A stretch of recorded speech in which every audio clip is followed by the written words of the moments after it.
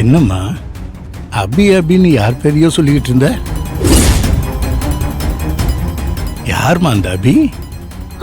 அபி அபி அப்படிலாம் யாரும் இல்லையேப்பா. இல்லம்மா, நான் இப்ப கேட்டனே, என் காதல நல்லா விழுந்துச்சே. அபி, நான் உன்னை எப்ப பார்க்க போறேன், எப்ப நான் உங்ககிட்ட பேச போறேன்னு சொல்லிட்டு இருந்தியே.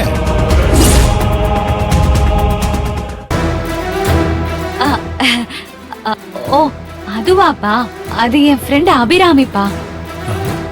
என் கூட பிஜி படிச்சா, ரொம்ப க்ளோஸ் ஃப்ரெண்டுப்பா.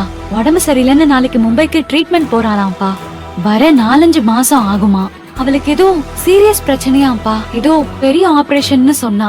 அதான் நான் எப்படி உன்னை பாப்பேன், எப்படி உன் கூட பேசுவேன்னு சொல்லி வாய்ஸ் மெசேஜ் அனுப்பியிருக்கா. அபிராமி,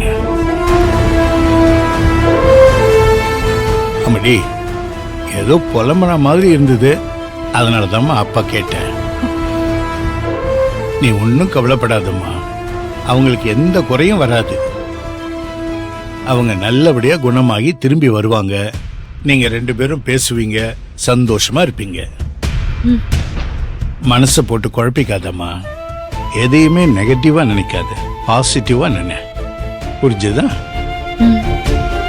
மனசெல்லாம் போட்டு குழப்பிக்காதம்மா, நிம்மதியா தூங்கு. சரிப்பா.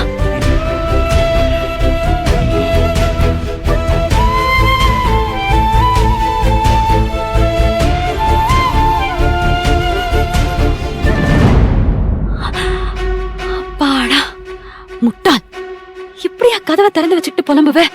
நல்ல வேலை, அப்பா சந்தேகப்படாத அளவுக்கு சமாளிச்சாச்சு.